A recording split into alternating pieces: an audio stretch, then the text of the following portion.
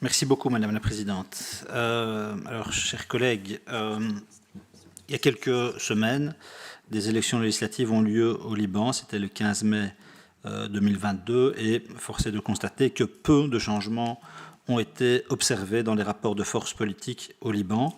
Les élus issus du mouvement de contestation civil ou citoyen né le 17 octobre 2019 ont réussi à faire leur entrée au Parlement libanais avec 13 élus indépendants, mais le positionnement politique de ces nouveaux parlementaires qui ont été élus sur des listes différentes semble encore manquer d'unité et de coordination. Et donc les partis traditionnels se sont plus ou moins maintenus et il semble évident qu'aucune majorité claire ne se dessine. Le président du Parlement libanais en place depuis le début des années 90, Nabi Berri, a été reconduit à son poste avec une majorité de 65 voix sur 128. Et pour rappel, il s'agit des premières législatives depuis l'explosion dévastatrice au port de Beyrouth. C'était le 4 août 2020, explosion qui avait fait plus de 200 morts et ravagé des quartiers entiers de la capitale. Rappelons aussi que jusqu'au jour d'aujourd'hui, la justice libanaise n'a toujours pas jugé les responsables de cette catastrophe et que d'ailleurs certains des prévenus faisant l'objet d'un mandat d'amener émis par le juge Tarek Bitar en charge de l'enquête ont été réélus dans la nouvelle Assemblée.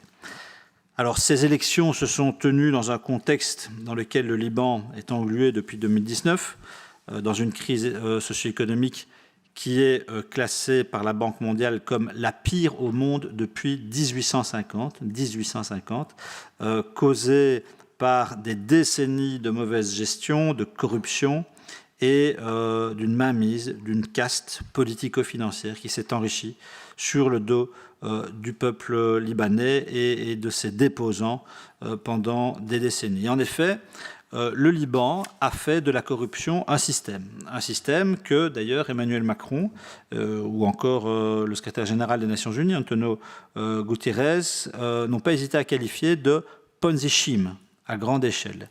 Et c'est ce mélange des genres et surtout ce mélange d'intérêts entre une partie de la classe politique libanaise et les milieux économico-financiers qui a provoqué la ruine de tout le pays et a jeté la majorité de la population dans la pauvreté. Cette confusion d'intérêts avait d'ailleurs été rappelée par le rapporteur spécial des Nations Unies sur l'extrême pauvreté et les droits de l'homme, le professeur Olivier de Schutter, qui dans son récent rapport sur le Liban, récent et excellent rapport, indique que près de la moitié des actionnaires des banques libanaises sont des personnes politiquement exposées. Donc je répète, la moitié des actionnaires des banques libanaises sont des personnes politiquement exposées.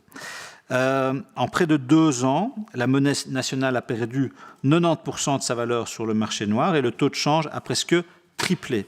Et près de 80% de la population vit désormais en dessous du seuil de pauvreté selon les Nations Unies.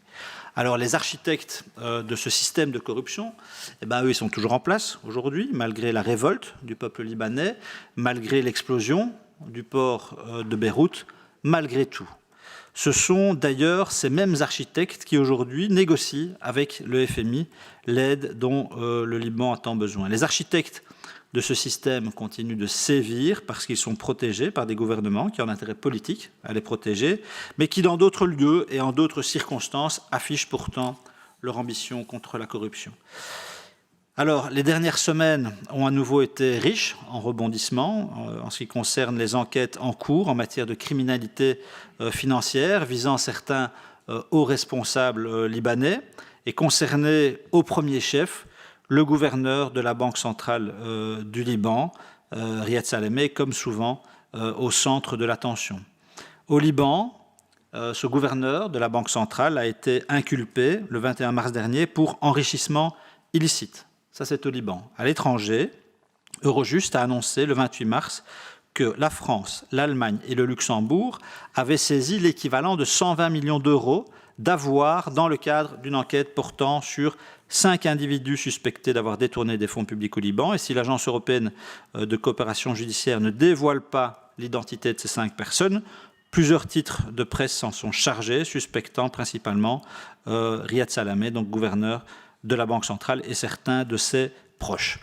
Alors, pour ce qui est de notre pays maintenant, Eurojust communique sur le fait que figure parmi les biens confisqués un immeuble bruxellois, qui est à quelques minutes d'ici, 10 minutes d'ici, dans le quartier du Châtelain et de l'avenue Louise, un immeuble d'une valeur d'au moins 7 millions d'euros, dont l'achat aurait été financé grâce à des capitaux offshore.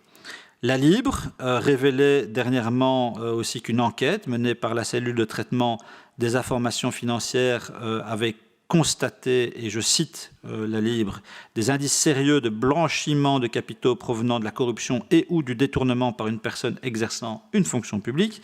Et donc, chers collègues, la lutte contre la corruption, comme la démocratie d'ailleurs, ne peut pas survivre à des logiques de double standard qui ruinent sa crédibilité. Et j'en veux également pour preuve que la juge d'instruction Rada Haoun, qui enquête sur le gouverneur de la Banque du Liban, a à nouveau été déféré devant le Conseil de discipline en vertu d'une décision de l'inspection judiciaire émise il y a 2 semaines, ce qui évidemment en dit long sur l'indépendance ou la non-indépendance de la justice dans ce pays.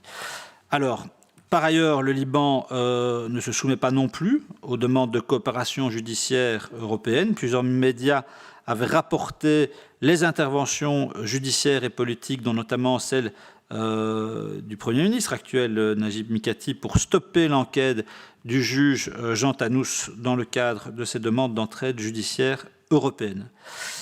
Et donc, moi je suis convaincu que la lutte contre la corruption, et vous le serez aussi évidemment, chers collègues, je n'en doute pas, elle est un objectif absolu. Elle a besoin de lois, elle a besoin de règles, elle a évidemment besoin aussi de sanctions, mais elle a surtout besoin de constance, de cohérence et de crédibilité. Elle a surtout besoin d'une justice totalement indépendante de toute interférence politique et qui soit capable évidemment de juger ceux qui ont causé ce désastre financier et économique que subit actuellement la population libanaise. Et je considère que c'est un enjeu, le Liban est un enjeu important parce que les risques de déflagration d'un effondrement de ce pays sur le reste de la région sont évidemment élevés. Et donc, depuis trop longtemps, vous le savez, le Liban est le terrain de jeu, le terrain de guerre des puissances régionales. Le Liban, c'est le Moyen-Orient en miniature, où les agendas régionaux se croisent et se percutent, parfois en faisant des étincelles et même en allumant des incendies. On se souvient de la longue guerre civile qu'a subie ce pays il y a quelques décennies, et c'est très clairement donc dans ce sens que je vous présente ce texte aujourd'hui, texte qui devra d'ailleurs faire l'objet au minimum d'amendements d'actualisation, et c'est également en ce sens que je souhaiterais, avec votre accord, chers collègues, avec votre accord, Madame la Présidente, que des auditions puissent être organisées afin de faire toute la clarté sur cette situation et d'envisager la manière dont notre pays pourrait être utile à la résolution des problèmes que rencontre et auxquels sont confrontées la population libanaise. Je vous remercie.